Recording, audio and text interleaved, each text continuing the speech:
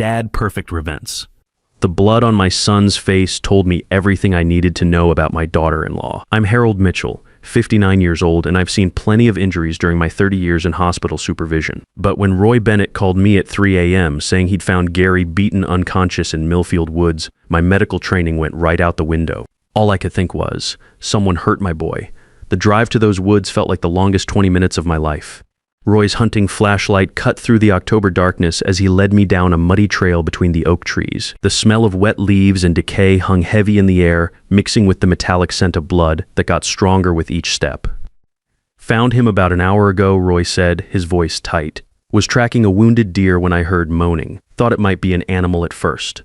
Then I saw Gary, my 32-year-old son, who'd always been careful and smart, was curled up against a fallen log like a broken doll. His brown hair was matted with blood, his face so swollen I almost didn't recognize him. His expensive suit, the one Rebecca insisted he wear to maintain appearances, was torn and stained with mud and blood. Gary, I dropped to my knees beside him, my hands automatically checking for injuries the way I'd been trained. Broken ribs, maybe. Definitely a concussion. Split lip, black eye, bruises everywhere. Son, can you hear me? His good eye cracked open, unfocused and glazed with pain. Dad, I'm here. What happened? Who did this? Gary tried to sit up but collapsed back against the log with a groan. When he spoke, his voice came out as a whisper through swollen lips. Rebecca, she. She said, our family has dirty blood, said I don't deserve to be part of hers. The words hit me like a punch to the gut. Rebecca Fairmont, my daughter-in-law of 3 years, came from old Texas oil money, the kind of people who think their bank accounts make them royalty. I'd never liked how she talked down to Gary, always correcting his grammar, or suggesting he dress more appropriately for their social circle, but this was something else entirely. Why would Rebecca do this, son? Gary's breathing was shallow, painful. I found something at work, papers. She's been stealing from the Children's Charity Foundation. Hundreds of thousands of dollars meant for sick kids. My blood ran cold. Gary worked as an accountant for Fairmont Enterprises, Howard Fairmont's business empire. Rebecca ran their Hope for Children Charity Foundation, all smiles and photo ops with sick kids for the society pages. Turned out it was all a front. When I asked her about it, she went crazy. Gary continued, wincing as he tried to shift position. Started screaming about how I'm just trailer trash who married above my station. Said she'd destroy me if I ever told anyone. Then she grabbed a tire iron from her SUV. Trailer trash, that's what she called us. Never mind that I put myself through nursing school while working night shifts at the aircraft factory. Never mind that I worked my way up from orderly to hospital supervisor, saving every penny to buy a decent house and put Gary through college at Texas A&M. To people like Rebecca, we'd always be dirt under her perfectly manicured fingernails. Roy helped me get Gary to my truck. The kid was barely conscious, mumbling about papers and offshore accounts. I'd treated enough assault victims in my time to know this wasn't random violence. This was calculated, personal. Rebecca had meant to hurt him bad enough to keep him quiet. You calling the police? Roy asked as I settled Gary in the passenger seat. I looked at my son's battered face and made a decision that would change everything. Not yet. The Fairmonts own half the judges in this county. I need to think this through. The 30-minute drive to my house gave me time to process what Gary had told me. Rebecca stealing from charity. Gary discovering it. Her attacking him to keep him quiet. The pieces fit together like a puzzle made of broken glass. My house sits on 5 acres outside town, nothing fancy, but it's mine, bought and paid for with honest work. I carried Gary inside and laid him on the guest room bed, then spent the next hour cleaning his wounds and checking for serious injuries. No internal bleeding that I could detect, but he'd be feeling this for weeks. While Gary slept off the pain medication I'd given him, I sat at my kitchen table and called my brother Leonard. Len was 58 years old, 2 years younger than me, but he'd always been the brains of the family. 25 years as a private investigator before retiring had taught him how to dig up dirt on people who thought they were untouchable. Lenny, I need your help, I said when he picked up on the third ring. Remember what Daddy taught us about taking care of family business. There was a pause. Our daddy had been a machinist who believed in 2 things. Hard work and protecting your own. He'd taught us that sometimes the system doesn't work for people like us, so you have to be smart about fighting back. What's the situation, Hal? I told him everything, finding Gary beaten in the woods, Rebecca's attack, the charity fraud. When I finished, the line was quiet for a long moment. I'll be there in an hour, Len said. And Hal, don't do anything until I get there. We're going to handle this the right way. The right way. That meant using our heads instead of our fists. That meant being smarter than Rebecca and her rich daddy. That meant gathering evidence that would stand up in court, not just settling scores in a back alley. But as I looked at my son's battered face, I made myself a promise. Rebecca Fairmont was going to pay for what she'd done. Maybe not today, maybe not tomorrow, but she was going to learn that Mitchell blood might not be blue, but it runs deep. Leonard arrived exactly 1 hour later, carrying a worn leather briefcase and the kind of serious expression that meant business. My brother might be graying around the temples and need reading glasses, but 25 years in private investigation had kept him sharp. He'd seen enough corrupt rich folks to know how they operated. "Let me see him," was the first thing he said. I led him to the guest room where Gary was sleeping fitfully. Lynn pulled out a small digital camera and started taking pictures of the injuries from different angles. Professional documentation that would hold up in court. "Broken ribs?" he asked quietly. "2, maybe 3? "Definitely concussion. Whoever did this knew what they were doing." Len nodded grimly. This wasn't rage. This was calculated intimidation. She wanted him hurt enough to keep quiet, but not dead enough to bring murder charges. We moved to my kitchen, where Len set up his laptop on the oak table I'd built myself 15 years ago. From his briefcase, he pulled out a digital recorder, more cameras, and what looked like a small electronic device. "First thing we need is Gary's full statement on record," he said. "Every detail about what Rebecca said and did. Then we need those documents," he mentioned. It took another hour for Gary to wake up properly. His face looked worse in daylight, purple bruises spreading like storm clouds across his cheek and jaw. But his thinking was clearer now, and the pain seemed to give him focus.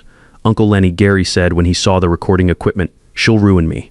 Rebecca's daddy has connections everywhere. Politicians, judges, police chiefs. They play golf together at the country club." "Son," I said, pulling up a chair beside his bed, "they can't ruin what doesn't belong to them. You've got something they don't, integrity. And right now we're going to use that integrity to build a case they can't wiggle out of." Over the next 3 hours, Gary told us everything. How he'd been doing quarterly financial reports for the Hope for Children Charity Foundation and noticed irregularities in the books. Large payments to consulting companies that had no real business address. Money being funneled to offshore accounts in the Cayman Islands. When he dug deeper using his access to the company's accounting system, he'd found a pattern going back 5 years. "She's been skimming $200,000 a year," Gary said, his voice getting stronger as he talked. "That's $1 million total, stolen from money people donated to help sick children." Leonard whistled low. "Federal wire fraud, tax evasion, charity fraud. Rebecca's looking at 15 to 20 years if this gets out. I made copies of everything before I confronted her." Gary continued, reaching into his jacket pocket with his good arm. "Bank statements, fake invoices, transfer records, the whole scheme." He handed Leonard a flash drive. My brother plugged it into his laptop and spent 20 minutes going through files, his expression getting darker with each document. "This is solid gold," he finally said. "Professional-grade evidence. She set up shell companies, used fake identities for the consulting firms, even forged tax documents. This isn't amateur hour. Somebody taught her how to do this. So why haven't we just called the FBI?" I asked. Leonard leaned back in his chair. "Because the Fairmonts have spent 40 years buying influence in this state. Rebecca's great-grandfather was oil money, her grandfather was political money, her daddy is both. They could make evidence disappear. Witnesses change their minds or pin this whole thing on Gary somehow, then what do? We build an airtight case with multiple pressure points. Evidence so overwhelming they can't ignore it. Leverage so powerful they can't fight it." The next week, Leonard worked his magic. He still had contacts in law enforcement, private investigation, and financial crimes units. Turns out Rebecca had been sloppy in more ways than one. "Your daughter-in-law has expensive tastes," Leonard told me on Thursday morning, spreading photos across my kitchen table. "She's been using stolen charity money to fund a lifestyle her husband's salary couldn't support." The photos showed Rebecca at expensive restaurants, luxury shopping trips to Dallas and Houston, a weekend getaway to Aspen. But the real gold mine was the evidence of her affair with Eugene Thompson, the manager of one of Howard Fairmont's hotels. Hotel receipts, credit card records, even some text messages my contact in digital forensics recovered, Leonard said. "They've been meeting twice a week for the past 8 months. Rebecca's been paying for hotel rooms and expensive dinners with charity money." But the breakthrough came from an unexpected source. Roy Bennett, the hunter who'd found Gary, called me up on Friday evening. "Mr. Mitchell, I've been thinking about that night I found your boy. There was something I didn't mention before." "What's that, Roy?" "I saw a black SUV leaving the woods about 20 minutes before I found Gary. Looked expensive, one of those luxury Mercedes deals." And I got curious afterwards, so I went back with my good flashlight and looked around some more. Roy had found Rebecca's designer purse, apparently dropped during her attack on Gary. She'd been in such a hurry to get away that she'd left behind a $3,000 Hermes bag containing her ID, credit cards, and most importantly, traces of Gary's blood on the leather handle where she'd used it as a weapon. "I've got it in my truck," Roy said. "Figured you might want to see it before I called the police." Leonard and I met Roy at his place that night. The purse was everything we needed, physical evidence linking Rebecca directly to the assault, complete with DNA evidence that would be impossible to explain away. "Now we've got her," Leonard said, photographing every inch of the bag. Financial crimes, physical evidence of assault, proof of extramarital affair. Time to make our move. I looked at the evidence spread across Roy's kitchen table and felt something I hadn't experienced in years. Not anger, I'd moved past that. This was cold, calculated satisfaction. Rebecca Fairmont had made a mistake thinking Mitchell blood was something to be ashamed of. She was about to learn that underestimating working people was the biggest mistake of her privileged life. The next Monday morning, I called Howard Fairmont's office. His secretary, a woman with a voice like ice water, tried to brush me off. "Mr. Fairmont is extremely busy this week. Perhaps you could speak with someone else about your concern." "Ma'am, this is about his daughter, Rebecca, and some serious allegations involving the Hope for Children charity. I think Mr. Fairmont would want to hear about this directly." There was a pause, then, "Please hold." 2 minutes later, she was back. "Mr. Fairmont can see you tomorrow at 2 p.m. Please bring any documentation you feel is relevant." I hung up and looked at Leonard, who was organizing our evidence into 3 separate folders. "Think he already knows rich men, like Howard Fairmont, don't stay rich by being stupid," Leonard said.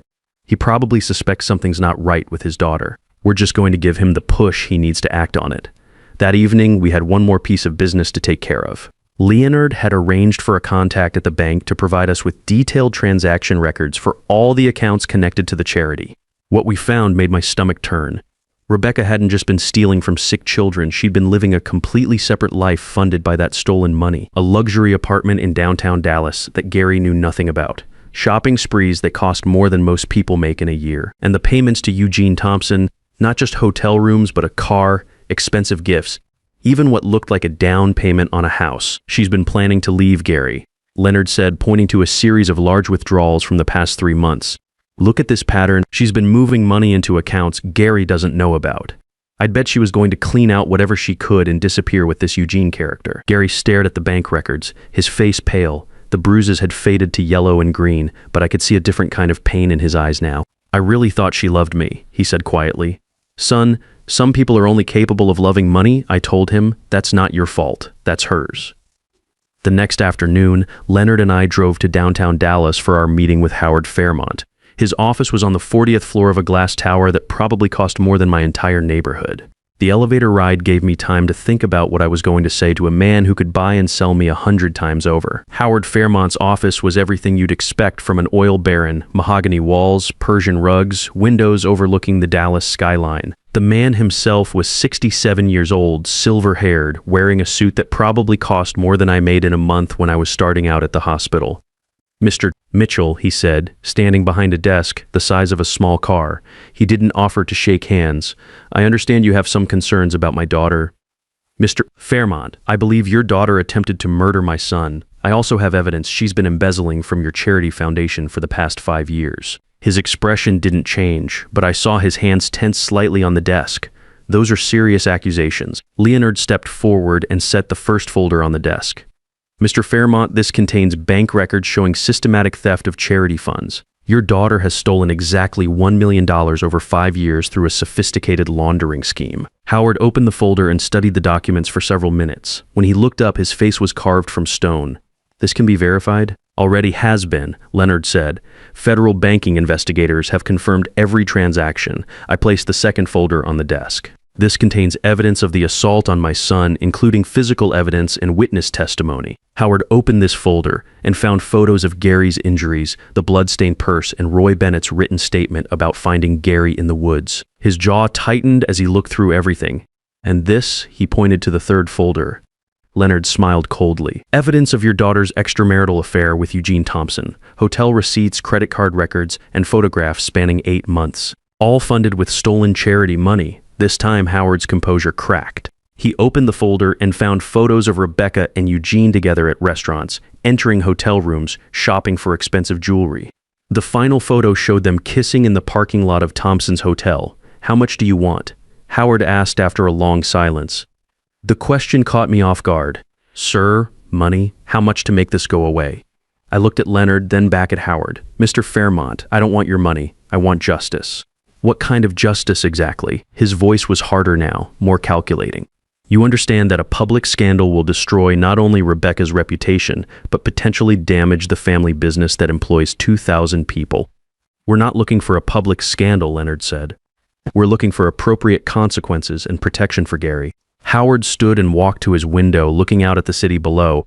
For a full minute, nobody spoke. Finally, he turned back to us. What exactly do you want? I leaned forward in my chair. First, Rebecca makes full restitution to the charity, every dollar she stole plus interest. Second, she gets professional help for her anger and substance abuse problems. Third, Gary gets a clean divorce with no financial penalties.